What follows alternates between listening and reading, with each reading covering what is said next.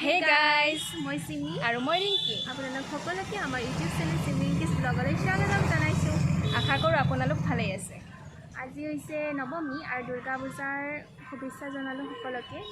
আৰু আজি আমি আহিছোঁ গাঁৱলৈ, গতিকে গাঁৱত আমি ক'ত পূজা চলে আপোনালোকক দেখুৱাম।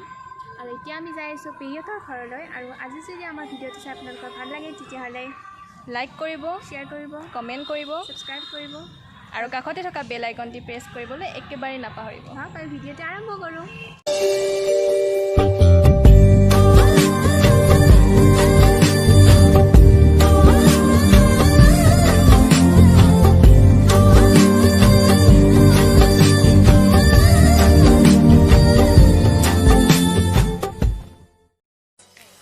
আজি হৈছে অষ্টমী, সকলোকে অষ্টমীৰ শুভকামনা জনালোঁ। আজিৰ দিনটোত আমি সন্ধি পূজা হয় আৰু সন্ধি পূজাত আমি সকলোৱে মিলি সকলোৱে মিলি 108 ঘৰ চাকি দিওঁ। তাৰ কাৰণে বায়ে চাকিখিনি ভালদৰে ধুই লৈ এই ডলাখনত শুকুৱাই লৈছে।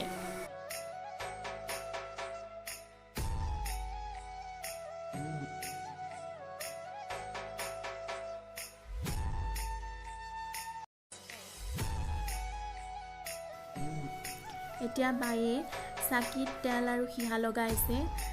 এইবাৰ আমি সন্ধি পূজাৰ চাকি ঘৰতে দিম, কাৰণ কৰোণা ভাইৰাছৰ কাৰণে আমি চাকি ঘৰতে দিব ওলাইছোঁ। কাৰণ পূজা মণ্ডপত যদি মানুহৰ সমাগম বেছি হয় তেতিয়া হয়তো কৰোণা ভাইৰাছ বেছিকৈ বিয়পিব পাৰে, আৰু যিটো আমাৰ কাৰণে খুব ক্ষতিকাৰক। সেইকাৰণে ঘৰতে দিব ওলাইছোঁ।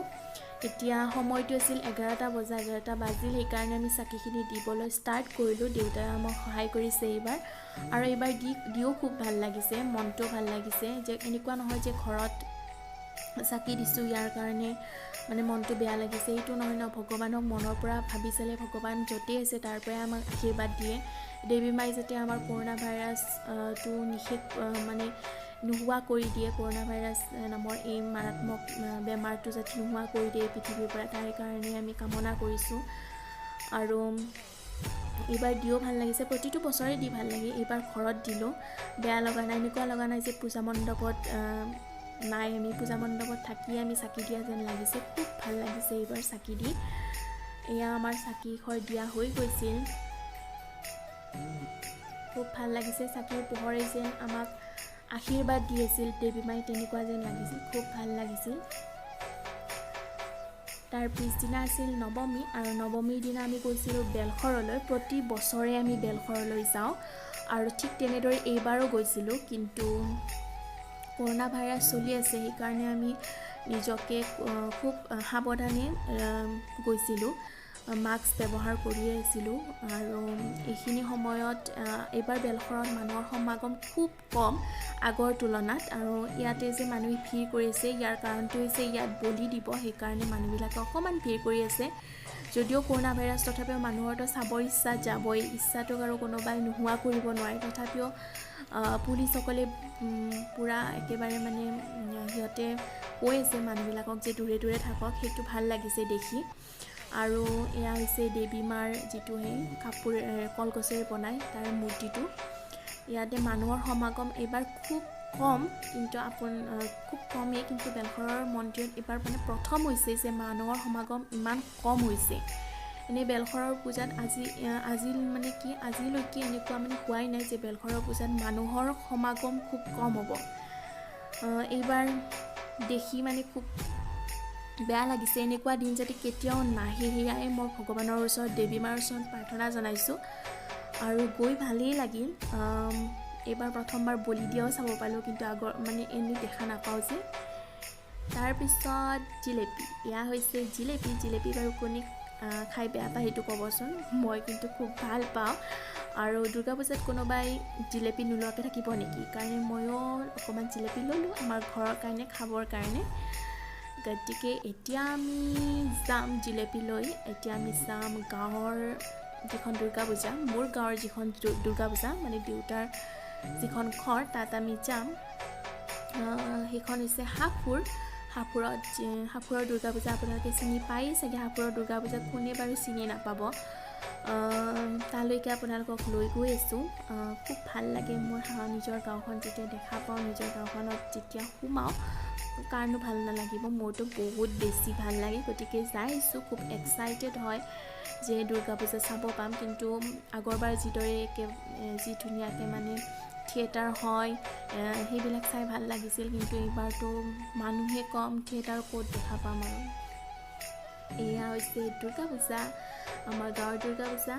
আপোনালোকে জানে এইখন হাফৰৰ দুৰ্গা পূজা বুলি খুব জনাজাত।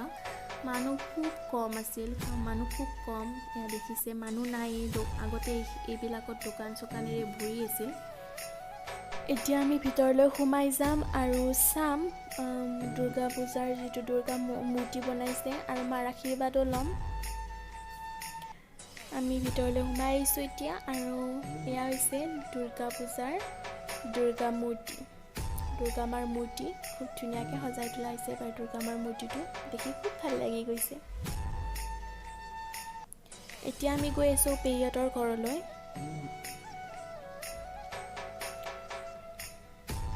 পেহীহঁতৰ ঘৰ পালোঁ। ইয়াত মই আৰু মা বহি আছোঁ আৰু বাই ভিডিঅ' কৰি আছে। গতিকে এয়া হৈছে পেহী, এয়া হৈছে বৌ। বৌয়ে কিবা কৰি আছে, মানে কিবা ৰান্ধি আছে। বৌয়ে বনাইছে মাংস।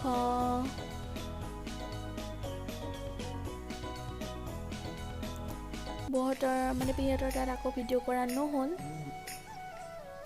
ঘৰলৈ ঘূৰি আহিলোঁ। ঘূৰি আহোঁতে বিহামপুৰত যিখন দুৰ্গা পূজা আছে সেইখন আপোনালোকক অকণমান দেখুৱালোঁ। আমি বাহিৰৰ পৰাই দেখুৱালোঁ, ভিতৰলৈ যোৱা সময় নহ'ল, কাৰণ ৰাতিও হ'বৰ হৈছিল আৰু লাহে লাহে, সেইকাৰণে আমি ঘৰলৈ ৰাওনা হ'লোঁ।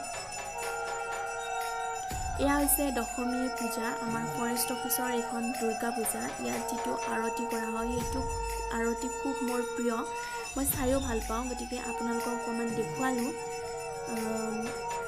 এইখন আমাৰ নিজৰ দুৰ্গা পূজা বুলিয়ে ক'ব পাৰি। এইখন পূজালৈকে আমি বেছিকৈ যাওঁ, কিন্তু এইবাৰ ক'ভিডৰ কাৰণে ভালকৈ চাবই নাপালোঁ দুৰ্গা পূজা। গতিকে দশমীৰ দিনা অকণমান গ'লোঁ, মাৰ আশীৰ্বাদ ল'লোঁ, ভাল লাগিল। এয়া আৰতি দি আছে।